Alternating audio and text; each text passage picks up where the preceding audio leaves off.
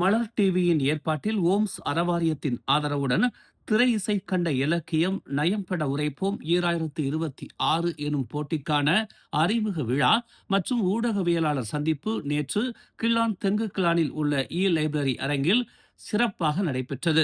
Ohms அறவாரிய தலைவர் ohms பா தியாகராஜன் தலைமையில் நடைபெற்ற இந்த நிகழ்வில் செந்தோசா சட்டமன்ற உறுப்பினர் வைபி குணராஜ், மலாயா பல்கலைக்கழக இந்திய ஆய்வியல் துறை தலைவர் முனைவர் ரவீந்திரன் மாரையா, கிள்ளான் நகராண்மை கழக உறுப்பினர் தங்கராஜ், டத்தோ கோபாலகிருஷ்ணன் உட்பட பல முக்கிய பிரமுகர்கள் கலந்து கொண்டனர். இந்நிகழ்ச்சியில் ஓம்ஸ் அறவாரிய தலைவரும் மலேசிய அறிவா சங்கத்தின் தோற்றுநருமான ஓம்ஸ் பா தியாகராஜன் தலைமையேற்று உரை நிகழ்த்தினார். சமுதாயத்தின் மாணவர்கள் மத்தியில் பயன்பெறும் விதமாக இது போன்ற போட்டிகள் நடத்தப்பட வேண்டும் என்றும் இலக்கிய சுவை அவர்களுக்கும் சென்று சேர வேண்டும் என்பதே தங்கள் நோக்கம் என்றும் ஓம்ஸ் பா தியாகராஜன் தெரிவித்தார். மேலும் அடுத்தடுத்து பேச்சு போட்டி, பாடல் திறன் போட்டி, பட்டிமன்றம் போன்ற போட்டிகளை நடத்துவதற்கு எண்ணம் கொண்டுள்ளதாகவும் அவர் கூறினார். கடந்த காலங்களில் நம் தமிழை வளர்த்ததில் திரைப்படங்களுக்கும் முக்கிய பங்குண்டு.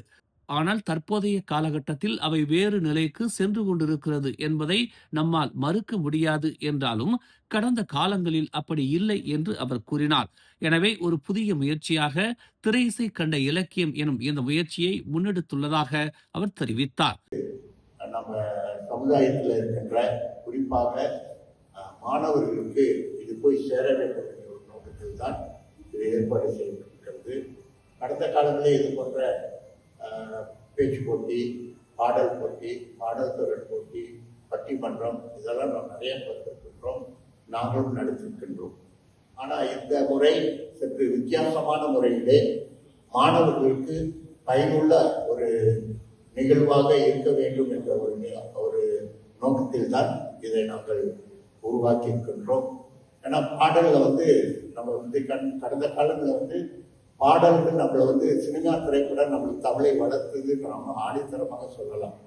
ஆனால் இப்போ வேற ரூபத்தில் போயிட்டு இருந்தாலும் கூட கடந்த காலங்களே திரைப்படங்கள் நம்மளுக்கு தமிழை வளர்த்தது, பாடல்கள் நம்மளுக்கு தமிழை கூட்டியது. அதை யாராலும் மறுக்க முடியாது. அந்த நோக்கத்தில் தான் இந்த பாடல் திறன் போட்டியாக இருக்காமல், பேச்சு போட்டியாக இருக்காமல், அதில் ஏதாவது ஒரு பாடல் எடுத்து அவர்கள் இந்த இலக்கிய சுவையை உணர வேண்டும், இலக்கியத்தை தேடுதல் வேண்டும். இந்த பாடலில் ஒரு பாடலில் இலக்கிய சுவைகளை தேட வேண்டும் என்ற ஒரு நோக்கத்தில் தான் இந்த பேச்சு போட்டியை நாம் ஏற்பாடு செய்திருக்கின்றோம். இலக்கியங்களில் இருந்து எடுக்கப்பட்ட எத்தனையோ செய்யுள்கள் திரையிசை பாடல்களாக வந்துள்ளன. அப்படி வந்த திரைப்பாடல்களை கண்டுபிடித்து அதில் இருக்கும் இலக்கிய செய்யுள்கள் குறித்தும் அறிந்து கொண்டு பேச வேண்டும் என்பதே இந்த பேச்சு போட்டி என அவர் எடுத்துரைத்தார். இதன் வழி மாணவர்கள் மற்றும் பொதுமக்கள் இலக்கியங்களை தேடி தேடி படிக்கும் வாய்ப்புகள் ஏற்படும் என்றும் இதுதான் தங்களின் நோக்கம் என்றும் அவர் கூறினார். அதோடு இலக்கிய சுவையையும் அறிந்து கொள்வார்கள் என்று ஓம்ஸ் பா தியாகராஜன் தெரிவித்தார். பேச்சு போட்டி எந்த அளவுக்கு முக்கியம் என்பதை தனிப்பட்ட முறையில் தாம் அறிவேன் என்று அவர் கூறினார். கடந்த காலங்களில் பள்ளி அளவில் மாணவர்களுக்கு மட்டுமல்லாது முதியவர்களுக்கும் பேச்சு போட்டிகளை நடத்தியிருப்பதாக அவர் தெரிவித்தார். இப்படி பேச்சு போட்டிகளில் கலந்து கொண்டவர்கள்தான் பலரும் இன்று இங்கே வந்திருக்கிறார்கள் என்று அவர் கூறினார். அப்படித்தான் நானும் இங்கே பேசிக் கொண்டிருக்கிறேன் என்று சுட்டிக்காட்டினார். பேச்சு போட்டிகளை நடத்தியதால்தான் இங்கே என்னால் அறையும் குறையுமாக பேச முடிகிறது என்று கூறினார். மென்மேலும் இந்த பேச்சு போட்டிகளை நடத்துவதன் வழி இன்னும் சிறப்பாக தம்மால் பேச முடியும் என்று தாம் நம்புவதாக அவர் தெரிவித்தார். அதனால்தான் இலக்கிய சுவைமிக்க இத்தகைய போட்டிகளை ஏற்பாடு செய்துள்ளோம் என்று ஓம்ஸ் பா தியாகராஜன் தெரிவித்தார். இப்போட்டிக்கான முதல் பரிசு 5000 ரிங்கிட்டும், இரண்டாம் பரிசு 3000 ரிங்கிட்டும், மூன்றாம் பரிசு 1500 ரிங்கிட்டும், 4 முதல் 10ஆம் நிலை வரை வருபவர்களுக்கு தலா 500 ரிங்கிட்டும், மேலும் தங்க பதக்கங்களும் வழங்கப்படுகிறது. 10 போட்டியாளர்களுக்கு அதிரடியான பரிசு தொகையும் காத்திருக்கிறது. இதனை ஓம்ஸ் அறவாரியம் வழங்குகிறது என்பது குறிப்பிடத்தக்கது.